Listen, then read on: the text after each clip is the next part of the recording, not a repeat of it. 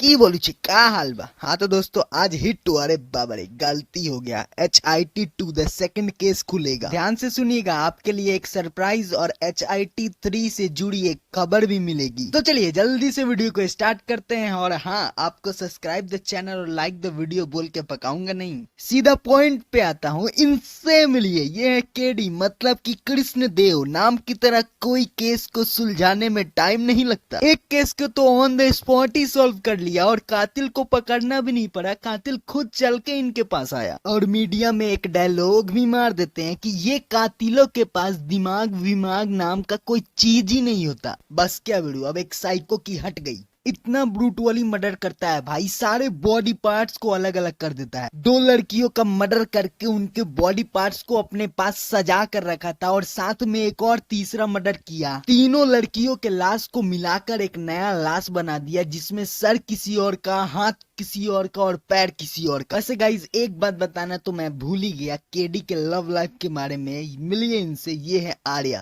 KD को शादी से एलर्जी थी, वो शादी नहीं करना चाहता था मगर आर्या के साथ रहना चाहता था और साथ रहते रहते उसको प्रेग्नेंट भी कर दिया। ये बात आपको बतानी जरूरी थी, आगे आपको पता चल जाएगा। तो चलिए अब हम लोग मर्डर की बात करते हैं। जहां पर मर्डर हुआ था वहां पर कातिल ने कुछ निशान छोड़े थे, या फिर यूं कहूं कि गलती से छूट गए थे, जैसे कि जूते का निशान। और लड़की को दांत से काटा गया था, यानी कि लड़के के पास ऐसा दांत होगा। 3 लड़कियों का मर्डर हुआ था, जिसमें से 2 लड़कियों का ना नाम ना पता ना कुछ भी मालूम था। जिस लड़की का नाम पता मालूम था उसके घर केडी गया छानबीन करने के लिए। केडी को वहाँ एक फोटो दिखा जिसमें एक लड़का था जिसका नाम राघव बुद्धू, जिसके पास कातिल जैसा ही दांत था। राघव बुद्धू को पकड़ने के लिए पुलिस गई तो राघव बुद्धू भागने लगा। अरे यार तुम भाग क्यों रहे हो, कुछ किए हो क्या? ऐसा पुलिस नहीं, ऐसा मैं सोच रहा था। हाँ, लेकिन राघव बुद्धू पकड़ा गया और उसके घर में ठीक उसी प्रकार का जूता मिला जिस प्रकार के जूते का निशान ठीक लाश के पास मिला था। जूते का टेस्ट हुआ तो पता चला कि राघव बुद्धू, या यूं कहूं कि वो जूता गया था क्राइम सीन पर। अब तो राघव बुद्धू फंस गया,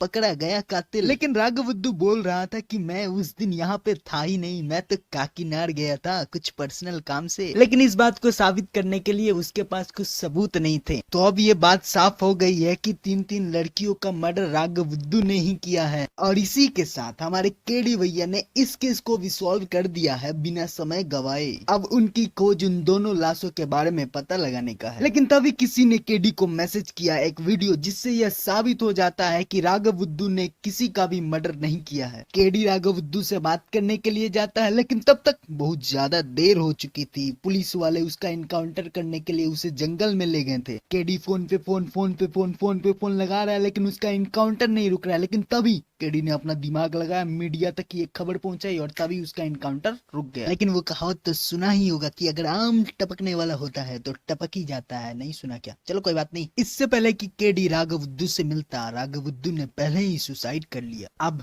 दिस केस इज लाइक खोजिंग tin from a maidan having very very घास। होना ये चाहिए था कि केडी को पकड़ना था किलर को, लेकिन यहाँ पे किलर ने ही केडी के साथ खेल खेलना शुरू कर दिया। मतलब कि किलर ने केडी को हिंट दिया कि अगली बारी रजिता की, हई शाबाश, मस्त मारेगा पटक पटक के।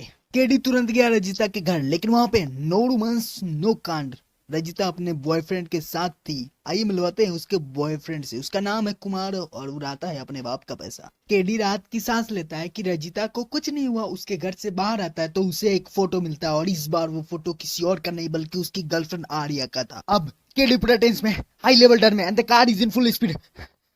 घर जाकर देखता है तो आर्या बिल्कुल सेफ थी, लेकिन बेचारा केडी रात भर सो नहीं पाता। सुबह होते ही सबसे पहले केडी ने वहां 2 ऑफिसर को अपॉइंट किया आर्या की रक्षा के लिए। और इधर केडी वो दोनों लाश किस लड़की की है ये पता लगा रहा था। उन दोनों में से एक लाश का पता चल गया, उस लड़की का नाम तान्या है। ये रिपोर्ट मीडिया में दी गई और तभी उसकी गर्लफ्रेंड आर्या का फोन आता है। आर्या को तान्या के बारे में पता है। केडी तुरंत आर्या के पास जाता। आर्या केडी को बताती है कि तान्या एक वुमेन वेलफेयर एसोसिएशन की मेंबर है। कमेटी मेंबर से पता चलता है कि पूजा जो वहाँ की हेड हुआ करती थी उसका भी मर्डर हो गया है। और साथ में ये भी पता चलता है कि उससे पहले यानी कि पूजा से पहले जो हेड थी यानी कि झांसी, उसका भी मर्डर हो चुका है। ये सारे एविडेंसेस केडी को एक गांव लेकर गए, जहां उसे पता चला कि एक आदमी की मौत वुमेन वेलफेयर एसोसिएशन के कारण हुई है। ध्यान से देखिए इस औरत को, इसने अपने सेक्सुअल प्लेजर के लिए दूसरे मर्दों के साथ संबंध बनाए और जब ये पकड़ी गई तब इसने वुमेन वेलफेयर एसोसिएशन की मदद से अपने पति को जेल भिजवा दिया। जेल से आने के बाद इसका पति शर्मसार, इज्जत बेइज्जत बेचारे बेचारे के पास और कोई रास्ता नहीं बचा, बेचारे ने सुसाइड कर ली। हाँ, लेकिन इनका एक लड़का था जो ये सारी चीजों को देख रहा था, जो अपने माता नहीं पिता से ज्यादा प्यार करता था। पिता के जाने के बाद बेचारा साइको बन गया। सबसे पहले अपनी माँ को मारा, उसके बाद धीरे धीरे करते करते वुमेन वेलफेयर एसोसिएशन के महिलाओं को भी मारने लगा। लेकिन केडी को ये सब चीज पता करने में बहुत ज्यादा देरी हो गई, क्योंकि इस बार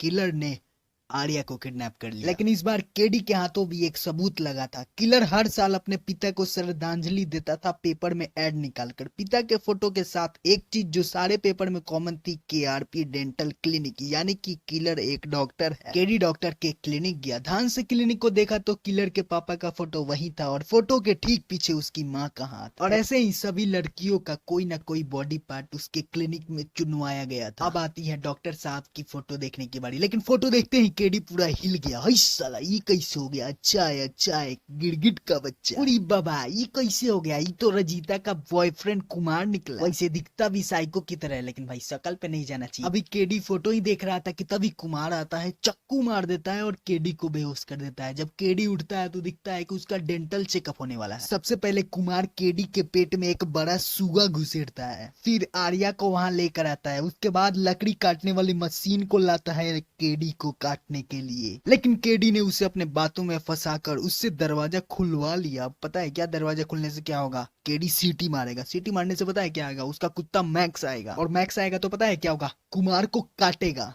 मैक्स अंदर आता है और साथ में बरसा भी आती है। बरसा एक पुलिस ऑफिसर है जो कि इस केस में केडी का हेल्प कर रही थी। बदकिस्मती से कुमार ने मैक्स पर गोली चला दी। नहीं, आप समझे नहीं, बदकिस्मती कुमार का था, मैक्स का नहीं। मैक्स तो बच गया, लेकिन कुमार का तो भाई केडी ने मार मार के थोबड़ा बिगाड़ दिया। हाँ तो भाई लोग भागो नहीं यार, सरप्राइज मैंने क्या बोला था? शुरू में ही मैंने बोला था कि सरप्राइज दूंगा। हाँ, सरप्राइज का बारी आ गया है। उसके बाद आर्या और केडी की शादी हो जाती है और शादी में बधाई देने के लिए आते हैं अर्जुन सरकार। पहचान कौन? नानी डॉन। यार भाई, नानी आता है और एक डायलॉग मारते हैं, HIT को बचाने के लिए मैं यहाँ पे हूँ। और तभी HIT 3 का बैनर आता है और सबकी वाट लगा जाता है। कुछ समझे? हिट 3 यानी कि HIT 3 में भाई साहब सुपरस्टार नानी आएंगे और सबकी वाट लगाएंगे। HIT 3 का अनाउंसमेंट हो गया है भाई, और नानी के कैमियो ने तो वही फाड़ डाला भाई।